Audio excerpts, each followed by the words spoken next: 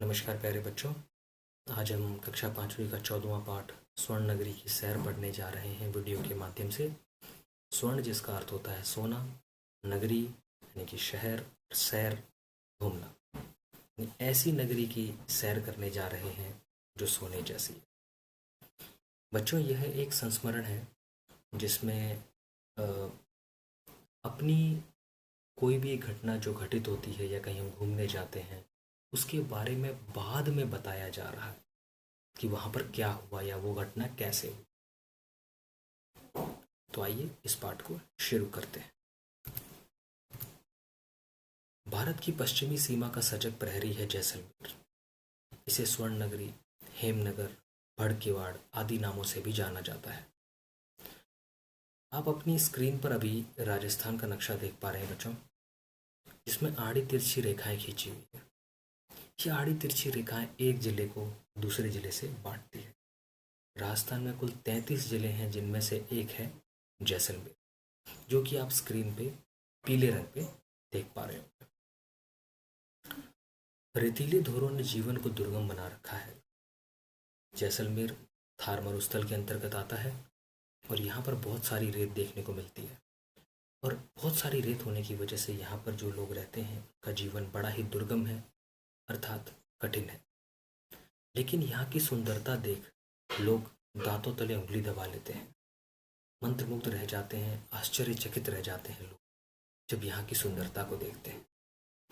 जिस प्रकार लाखों लोगों के अंगूठे पर बनी रेखाएं मेल नहीं खाती, वैसे ही यह स्वर्ण नगरी विश्व के किसी शहर से मेल नहीं खाती है। जब आप अपने दोनों अंगूठों को देखेंगे ध्यान से तो उन पे आपको रेखाएं नजर आएंगी, और उन दोनों अंगूठों की रेखाएं एक जैसी नहीं।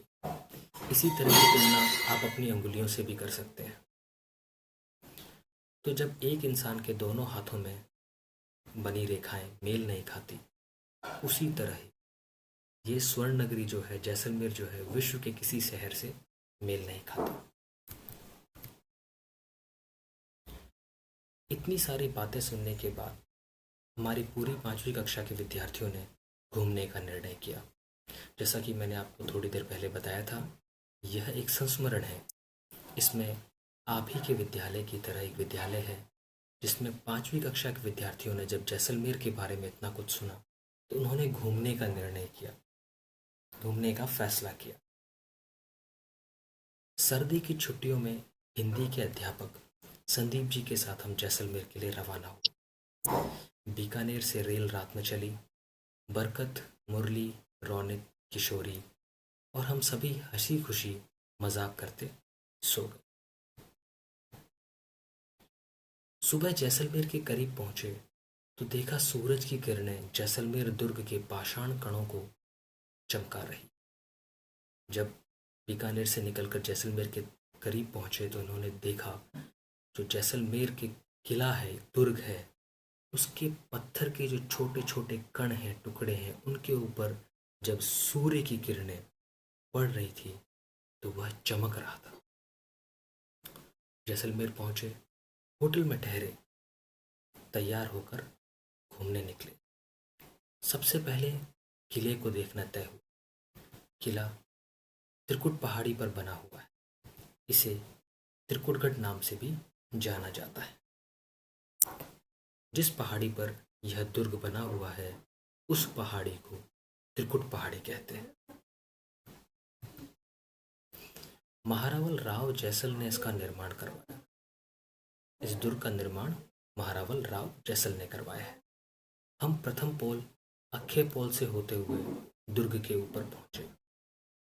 किले की सड़क भी पत्थरों की बनी हुई है। वहां हमने रंग महल, मोती महल, जैन मंदिर देखे, लक्ष्मीनाथ जी के दर्शन भी किए।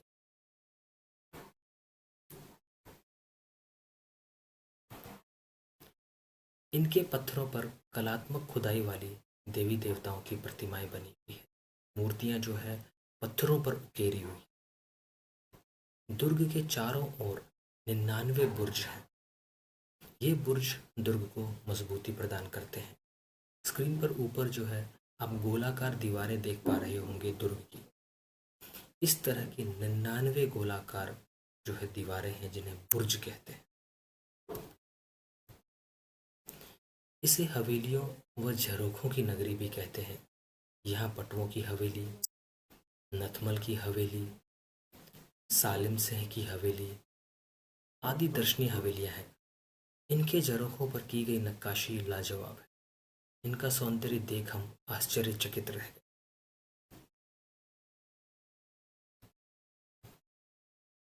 हवेलियां देखने के बाद हम गड़ीसर गए।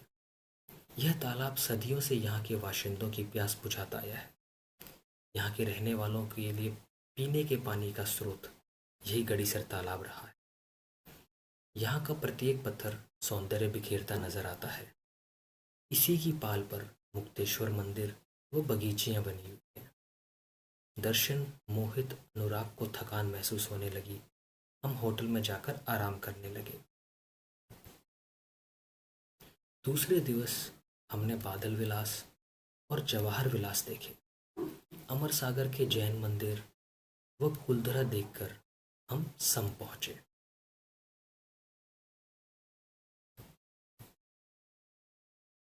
वहां रेत का अथाह समंदर हमें बरबस ही अपनी ओर खींचता है। सम में इतनी सारी रेत है कि उसे देखकर हम उसकी ओर आकर्षित होते जाते हैं, मोहित होते जाते हैं। हम सम के धोरों की मखमली रेत पर खूब नाचे गाए। वहां ऊंट की सवारी ने हमें बहुत रोमांचित किया। सूर्यास्त ने अपनी लालिमा बिखेरी और हम जैसलमेर लौट आए।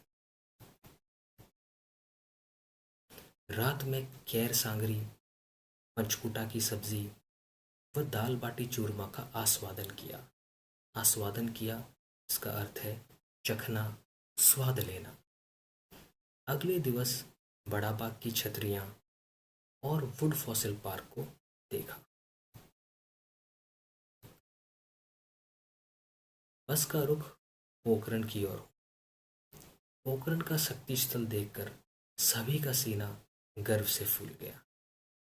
सेवली गांव स्थित कदलीवल धाम के भी दर्शन किए। बस बीकानेर की ओर चल पड़ी।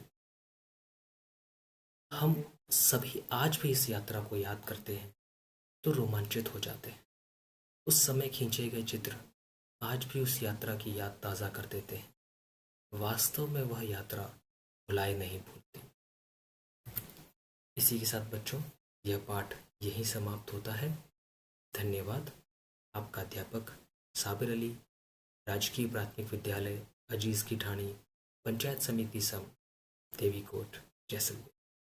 एक बार फिर से धन्यवाद। आशा करता हूँ आपको यह वीडियो पसंद आया हो।